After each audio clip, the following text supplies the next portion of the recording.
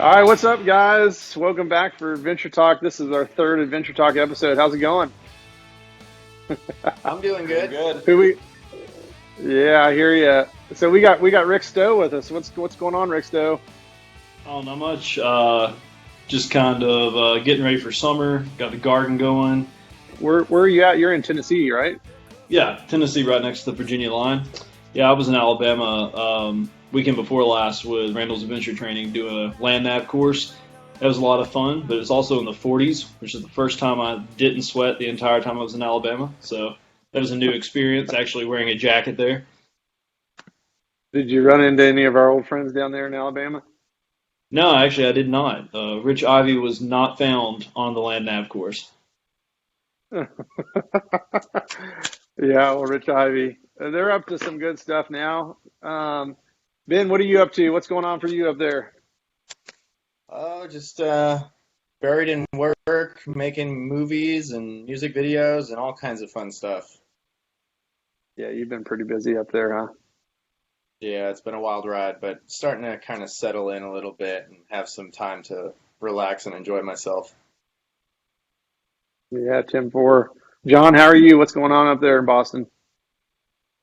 I'm doing good, man. Just getting ready for the wheeling season. Get out, bring the kids out on the trail and explore. And we're cranking away. I got this new business thing going here, and we're about a week away from our website launch, and we're already starting to build some trucks for customers. So we're cranking away, man. Yeah, I'm pretty excited to see. I've seen some of your branding and things like that, but I'm really interested to see the website and what that's going to look like. Yeah, man. I'm pretty pumped. I think it's gonna be pretty slick. Yeah, right on.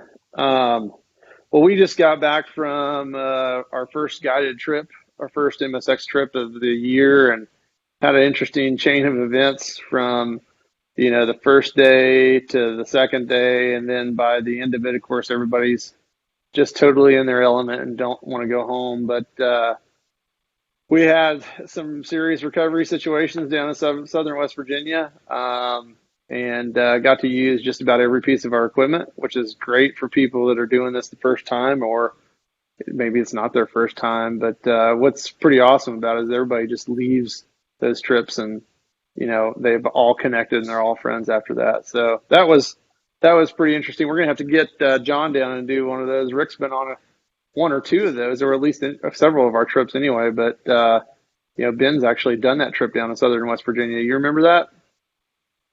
I remember it well. Yeah, good times. Um, all right, so let's kind of get into a little bit of news and what's coming here down the pipeline. There's a Overland Challenge series this weekend, right, Rick? Yeah, the guys from Southern Expeditions are going to be over in Uwharrie. Actually, they're already there. Competitors coming on Thursday. They've got competition Friday, Saturday, Sunday. Got some really cool stuff lined up. I know they had some creative obstacles last year, and they kind of had a year to reevaluate. I think it's going to be a really good event. One of our riders, Adam Bible, will be covering that for Outdoor by Four. So what's that? What's that event? What's that venue? Or I think a lot of us are probably familiar with Uwharrie, but what's kind of special about that event? So this is kind of filling a gap in that community. There was another event that was kind of more adventure race-esque for years and years, and then the guys from Southern Expedition had a chance to kind of pick it up. If you actually get a chance to talk to them, it's really funny because they had it nailed down last year, and it all kind of fell apart right beforehand. They still pulled it off. So I'm curious to see what they do this year when they've had a full 365 to get ready. Oh yeah, they're putting some good marketing behind it. Yeah. You live and you learn from doing those events, and based on what I know about that rally series or that challenge, it's going to be a good time. Yeah, they've got some great sponsors, Dometic, BF Goodrich, and a lot of cool teams are showing up. I know Adam from Blue Ridge Overland Gear is going to be on the team. So going to be a little wet in the south this week, so they should have some sloppy conditions coming into the weekend. Make for a fun event. How many people do they get? How many trucks do they get down there for that? I'm not sure how many teams. I think they're full, though. Like, they maxed out what they were looking for. Well, that's awesome. Well, good for them. Good for Uwharrie. And And I think Overland Experts is involved with that a little bit too, aren't they? Yeah, I think so. Yeah, awesome. Ben, what's going on with your budget build there? Where are you at? The build is all done. Got a few little things here and there just to button together and finish up. But now I'm just in the editing process of putting the footage together and making something cohesive out of all the footage we shot out at OK Four-Wheel Drive. I'm sure we could look forward to some antics and such, right? Oh, for sure. Yeah, you got to keep it fun. You got to keep it real, man. That's right. Definitely looking forward to that for sure. Looking forward to seeing it. Hopefully, it's going to be something good that'll get a lot of people interested and inspired to kind of build their own trucks on a good dollar point at $5,000. The whole package, that's going to be pretty sweet. Yeah, that's kind of what I'm hoping for. I think it'll be good to, identify with people who maybe can't, drop $50,000-$60,000 on a build and, only have a certain amount of money and can see that they can make something really cool within a budget range. Yeah, absolutely. Well, good deal. So Rick, you're working with Outdoor by Four magazine too, is that right? Yeah. So I'm the web editor, and Frank and I kind of tag team social media. Been working with them in some capacity for like 4.5 years now. And got a little bit more involved early last year. Really enjoyed it. Kind of like recruiting riders, meeting cool folks. And I was actually going to say, Ben, we definitely want to feature the truck when you get it done. We just had a web piece on a dude, Greg Beck out west, that's got a Tacoma that he kind of built what he needs and didn't put anything he doesn't need for what he wants to do. And it's kind of cool to see folks that don't just throw everything at the wall and see what sticks. What kind of tools you need, and if you do it over time or really evaluate it. You don't have to go just absolutely crazy to have a rig that's capable and you can have a lot of fun in. Right, exactly. So tell us a little bit about Outdoor by Four for those people that aren't familiar with that piece. Yeah. So we just had our anniversary issue that came out, would have been last month. I've actually got a picture of the cover right here. It was pretty cool. It had the spines of all the previous issues. And just wrapped up a big giveaway with Princeton Tech, Expedition Joe Coffee, and some other folks. So we focus on vehicle-dependent travel, domestic, international, kind of a little bit of everything, motorcycles, non-motored bikes, and obviously a lot of trucks. We just want to inspire folks to get out and have fun, kind of use what they've got, like we were talking about with Greg's build and what Ben's working on, and offer a good resource, survival training, fitness, like Fitness for the Trail is a column that we have, backcountry cooking, so try to be really well-rounded. Yeah, I think, from working with Outdoor by Four for several years, almost since we started Mountain State Overland, Yeah. Working with Frank there is, a lot of the content's very relevant to who we are and who everybody is. And it's a very approachable magazine and approachable content. And a lot of the readers and, everyday adventurers contribute to writing those articles too, right? Yeah. That's we found a lot of folks that are just doing what they love on social media and will reach out and say, hey, we really dig in your photography and we'd love to, feature a story about a trip or a product that you're really into or just kind of what you're all about. And it's glad you said that. It's relevant, it's approachable because we want everybody to look at these articles and kind of get inspiration and not envy. Mm-hmm. Yeah, and he does a pretty good job. That Frank has done a pretty good job with that. You are too, and everybody that's contributed to that magazine have made it what it is, and it's pretty awesome. Yeah, we've got our special edition. The Jeep Special Edition is digital is available, and it'll be coming out. And it's kind of cool to see that come kind of full circle because that's what Frank started with was a Jeep-centric magazine years ago, and now we're going to have like a special version every quarter of Outdoor by Four that focuses just on that. And that means a lot because I'm a Toyota guy. So. Yeah, absolutely. Well, before we shift gears, is there anything that you can share with us that Outdoor by Four might be up to this year? So a project I'm going to be working on will be a couple of articles actually is I'm looking to float my home river in its entirety here. Kind kind of came about as I realized I've been on that river a lot, but not the whole thing. And so we're going to do a 60-mile section of kind of what we think of as that river before it reaches the lake and everything. So we're going to be doing some backcountry on the water, just trying to get out and feature more stories and everything. Trying to think of what else. Just wrapped up our gear guide and our anniversary issue, so just kind of charging ahead into 2019. Awesome. Well, thanks for that update.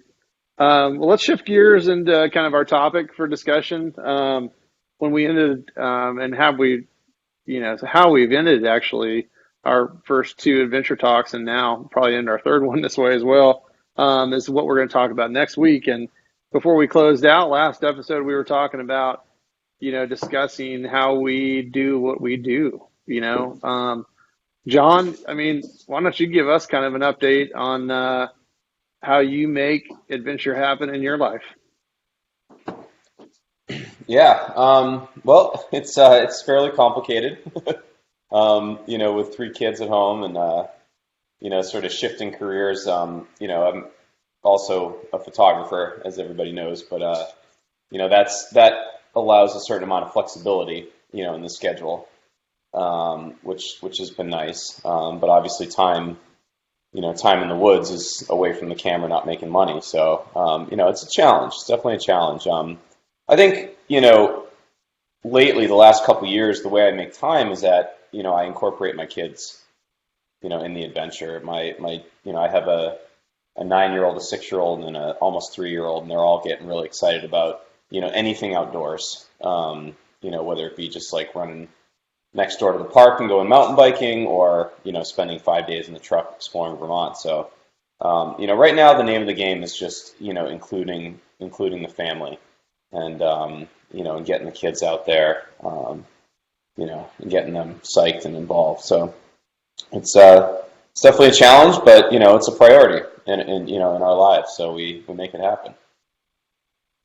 Yeah, and I mean, you're starting a business building trucks now, so you are involving yourself even more in the aspect of adventure, inspiring other people to do that too by building their trucks. Yeah, absolutely. I just got to make sure it doesn't turn into the cobbler's shoe story where, I'm building people's trucks and not getting out there and using my own. So we'll see. Tough starting a new business. It's kind of it's twice the work and half the pay. So, but we're making it a priority to get out there and and make sure we're still in the woods having fun. Do you see Rocco vehicles being associated with events and stuff like that, and touring around to rallies and such to kind of to showcase your company as well? Yeah, absolutely. So, looking at the marketing side, we realize that sort of traditional marketing is not really, the avenue for us. And we're doing a lot of New England based grassroots marketing. It's basically just, having our vehicle, at events, and exposing people to not necessarily overlanding folks, but people that are, interested in adventure and new experiences. So, this summer we'll be doing a lot of stuff with Vermont Overland with Peter Vollers. So we'll be doing race support for a lot of the bike events. Next winter we already have about 3 or 4 events lined up with some ski areas up at Sugarbush and Sunday River. So we'll be doing some stuff up there.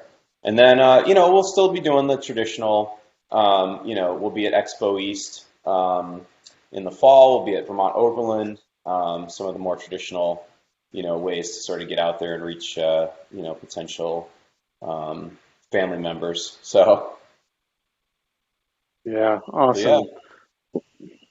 Well, Ben, how do you work adventure into your daily routine? So a lot of the time it's through work. A lot of the time I try to pick and choose my jobs when I can, and I usually pick the ones that take me to more outdoor locations. One of my favorite jobs I've ever done was an ad spot I did for Reebok, and we shot in the middle of the desert in Utah. and I got to drive around in an old, an old first gen Bronco that was fully restored, and they handed me the keys and said, "Have fun." And that was a pretty big highlight of my career. But pretty much a lot of my film jobs that I do, I end up in the woods, and I'll end up in a scenario where maybe I can use my rig as a way to get gear to a location or something like that. So I find it useful in everyday life, so to speak. But also, I just use the time in between to do fun stuff. That's really what it boils down to. Is I do get, I'll be on for a month and a half, and then I'll maybe have 3 weeks off of no work. So in those 3 weeks, I'll usually try to real quickly get up and get out for a little bit, and then snap back to reality once the work comes back. Yeah. Yeah. I mean, you got to maintain your sanity, I mean, and take advantage of those opportunities when they put you there. I mean, Gabby, he's not on this adventure talk, but he's spending a lot of time traveling to different places, and he'll lay himself over in those towns so that he can get out and rent a car and go explore some of those areas as well.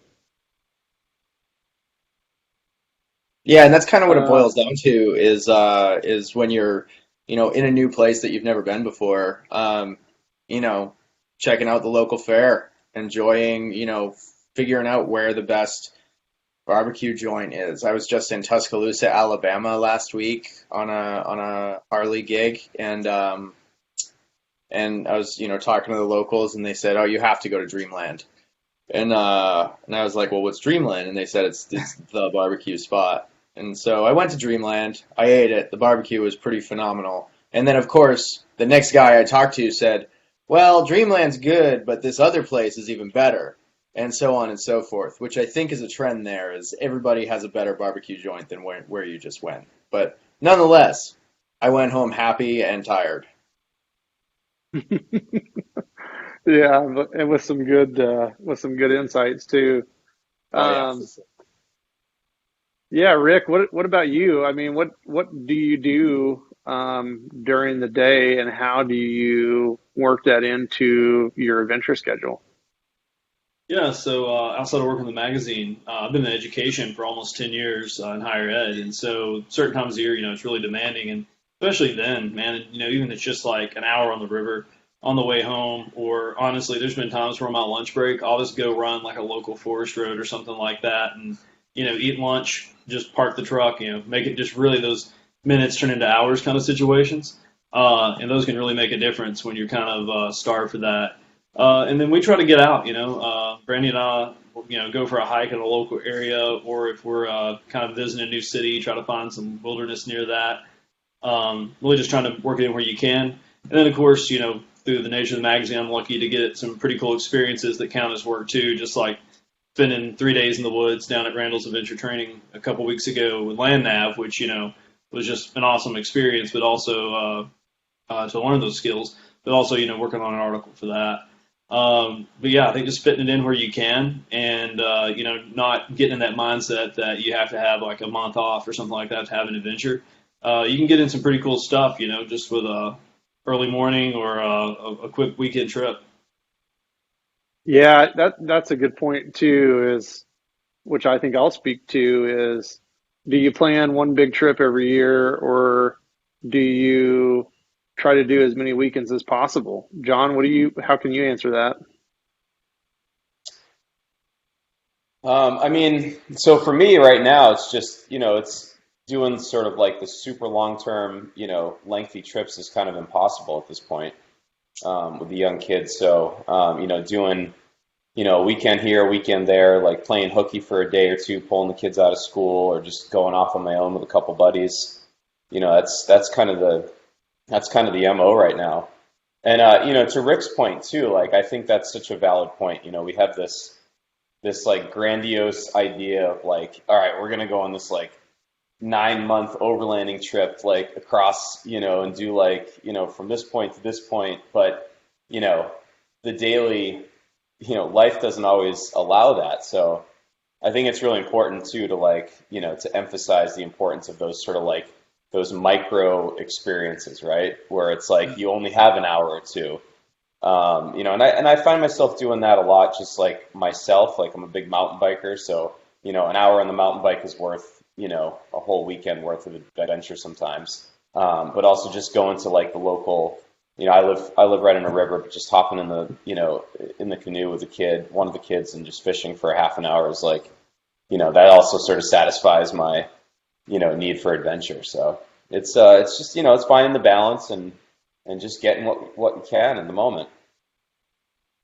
Yeah, I mean, I find it more valuable to take as many long weekends or short weekends or even just a Saturday night to get out in the woods with Catcher or the family to kind of satisfy that appetite for adventure and just disconnect yourself from the regular norm. I mean, that's really important for me. I mean, working a full-time job.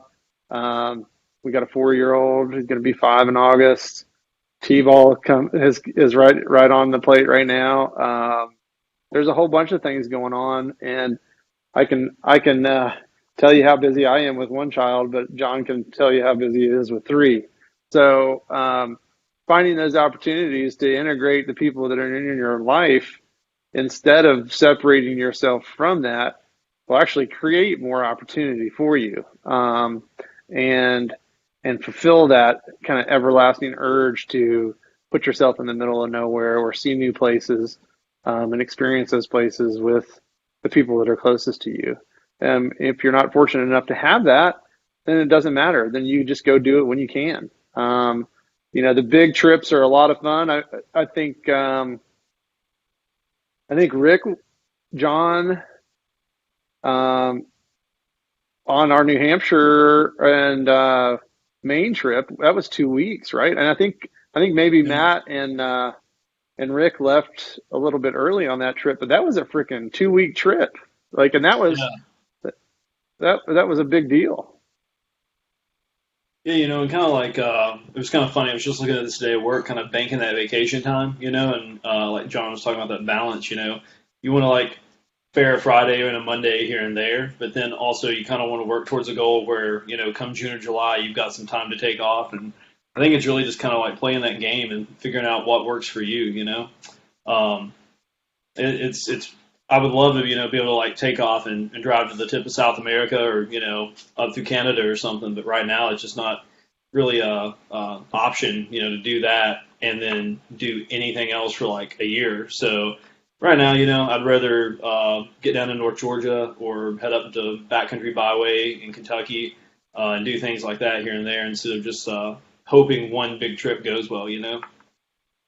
Yeah, I agree. I mean, I think Ben could probably speak to it too. I think we may even have this discussion, John, when we were up in Canada. Like it takes you at least a week before you get in that mode of like, I'm really away.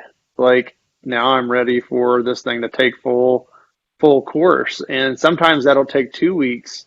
And then once you hit that point and there's that crescendo of like, oh my God, I go back to work, it's like devastating. So trying to focus more on short weekends is a little bit easier, on your soul. And I'd love to have somebody like Chris Shantz on here to talk about what it's like to extend that weekend trip into a 2-year adventure on the road, so that he could kind of share his insights. And we'll probably work towards having him on a show at one point in time. But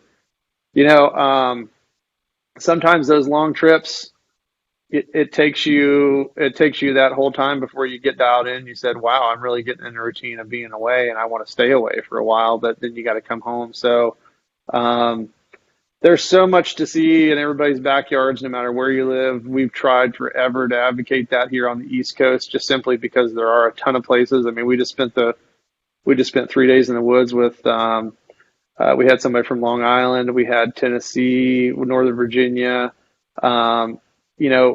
Those people, we had Maryland too there.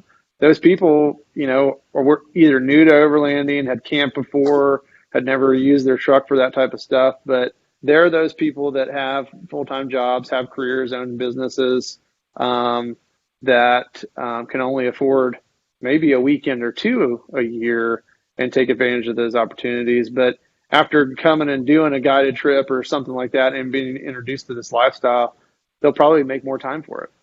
So, again, it's just a balance between what you do for work, who you have for a family, and how you can advocate, managing the both of those and showing and experiencing that with people closest to you. So, no, that's good. Let's move on to question and answer. We had a good question posed to us after our last show.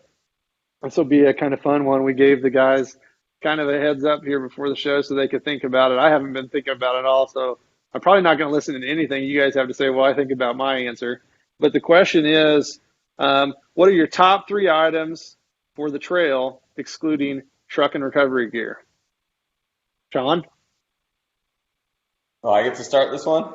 Yeah, sure, why not? All right, so these are all directly related. Okay, so these are my top 3. Not necessarily in order, but probably in order. So one would be coffee. Okay, I really need good coffee. Like if I don't have coffee on the trail, I am right there with you, John. You and I bonded over coffee in Canada. I'll tell you that much. Life, yeah, exactly. Life is bad without coffee.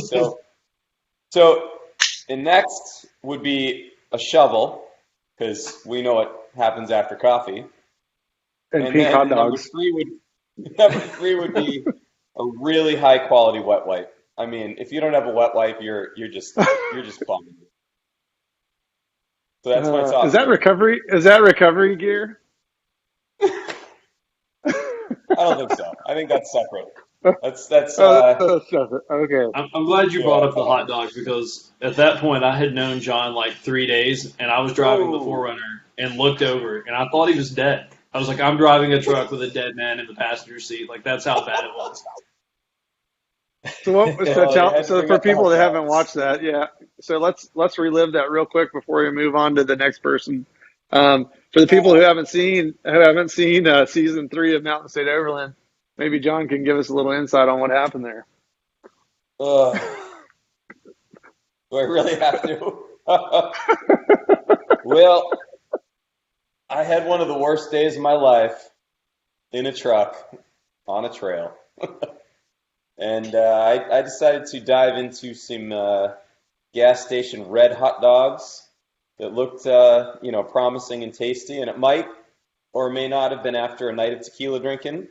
So there was a lot of factors, but there was definitely some food poisoning happen, and I basically spent the entire day wishing I was dead. Yeah, that pretty much sums it up. Yep. John, you probably walked more between the truck and your, next cat hole than we drove that day. Yeah, no, it was brutal. I mean, I stopped digging at a certain point. I just grabbed a tree, held on to it, and just prayed. I was like, okay, here we go.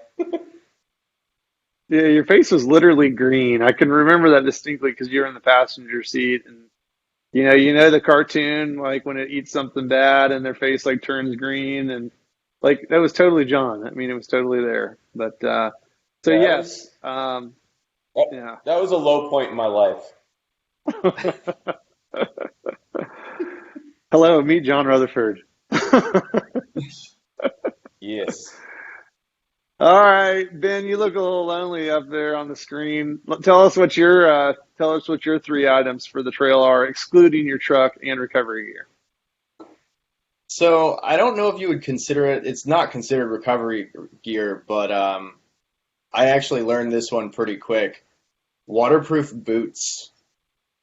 Because there's going to be a scenario where you're going to get out of a truck in some water, and then your shoes are going to be soaked. So being on the road for a long time with wet shoes is never a fun experience. In addition to that, I would probably say beer. Oh, you took mine. I win. Oh, damn it. Now I got to think of something good. All right, keep going.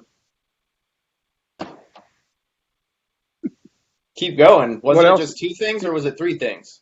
Three. It's three things. Three. Oh, I wasn't listening hard enough, clearly. I guess the third thing, it was kind of a joke, but a portable toilet.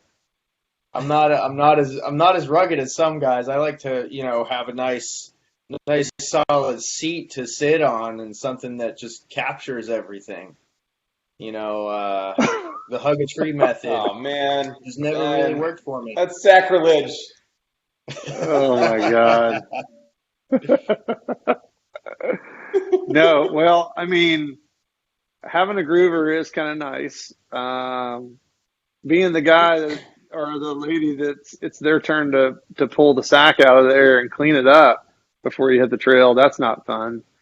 But they've kind of got that whole system dialed down, dialed in. I mean, it's a pretty sanitary project to clean a groover the morning after. But I never knew that about you, Ben. Well, it's not entirely true. It was just the only thing I could think of. Okay. All right, Rick, you're up.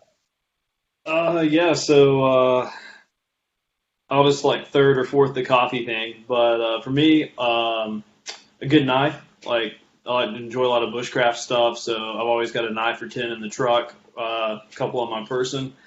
Um, Not necessarily an item, but something that I feel like is just such a spot where you get in trouble is your cook kit. You can either have like way too much crap, or there's like you go out and don't have something that can boil water, so like a dial cook kit.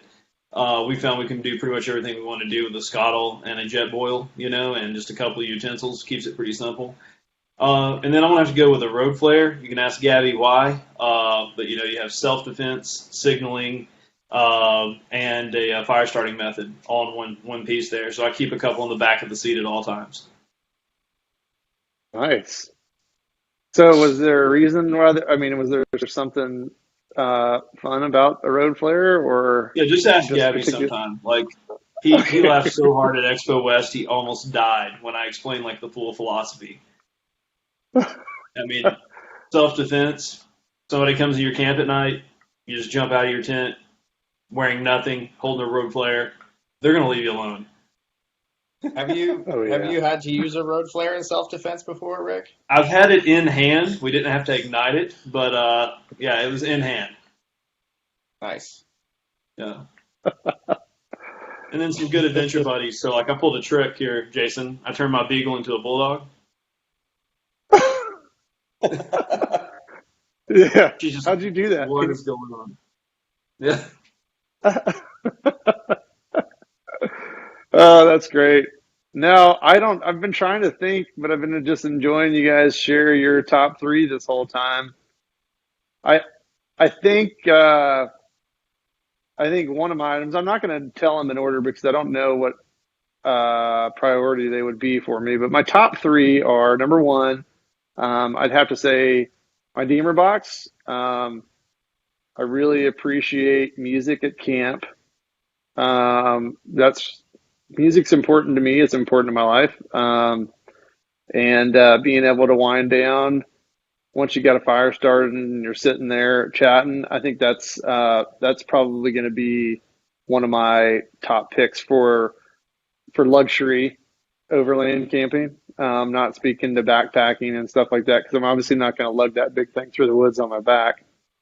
Um, I think some sort of light. Um, a lot of the times we end up on the trail all day long and we get to camp late. And the first thing that I find myself grabbing for when we get to camp is some sort of light, whether it's on the vehicle or on my person. A good headlamp, is really important. I've typically always had Princeton Tech headlamps. And I got a variety of flashlights and stuff like that. But a good headlamp is extremely useful and important to me. Um, I don't know. I think my number three is good people. Having good people with you on the trail. is extremely important. In particular, people that can keep you laughing and people can, force you to have a good time. If you're down in the dumps, they can distract you.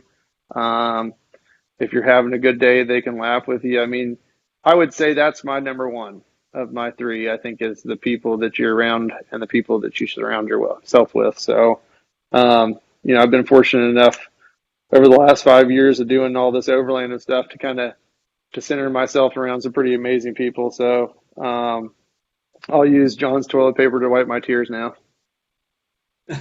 They're wet wipes, dude, not toilet paper. Wet Oh, wipes. yeah. Oh, well, that still works too. For the crusties, right? um, so yeah, I mean that's a pretty solid list of our top threes. I'll have to say. I'd be interested to know what Gabby's are. Should we attempt to identify what Gabby's top three are while we're on this call or on this adventure talk without him here? I remember he showed up to Expo West once with a half bottle of rum and a summer sausage for food for the entire weekend. So that may be like one in the same. Ben, can you add to that list? Oh man, probably. I think he carries dude wipes. I think he does the dude wipes thing. What else? Yeah, I I don't think know if he could. rum. Yeah, rum. I'm pretty sure he couldn't live without his in reach because it gives him the ability to communicate when he's in the That's woods. true. Yeah, definitely the inReach. And That and Arabic music.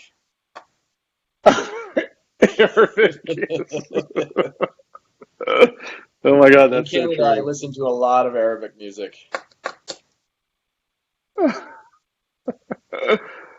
Uh, yeah, that's awesome. Somebody just text messaged me and asked if I wanted to be on a human foosball team. I don't have any idea what that means. A human No, just say foosball yes. team? Just say Just yes. say yes. Why do you have Yes, experience with that? absolutely. Yeah. Do they tie you to No, but I've seen it. You like a bar? hold on to like a pole and, or yeah, whatever, and you are the foosball Oh, that's awesome. players. I say do it. We're gonna have to talk about that on the next adventure talk, or either that or executed that on our next camping trip. just Um, pack the stuff up, take it in the woods. yeah, let's just break a foosball table down and just set it up in the woods. Why not? Yeah, We've done crazier things, right? yeah. Roof racket. Yeah. No, that's a pretty solid list, guys. Thanks. Definitely had me thinking about. I'm glad nobody said creamer with their coffee. I just, that is definitely not high on my list. No. Um, cool. So, any thoughts on any closing thoughts on maybe what should be talked about for the next adventure talk? Feel like we covered a lot of the bases for today. Maybe in the next one we circle back and see if we can't get Chris Shantz on, talk to him about some of the stuff that he's Uh-huh. got going on. Rick, always a pleasure having you on. I would love to have you back. Yeah, thanks, man. Yeah, no, I was actually texting with Chris here this week. He's here on the East Coast, and well, I think we'll try to get him.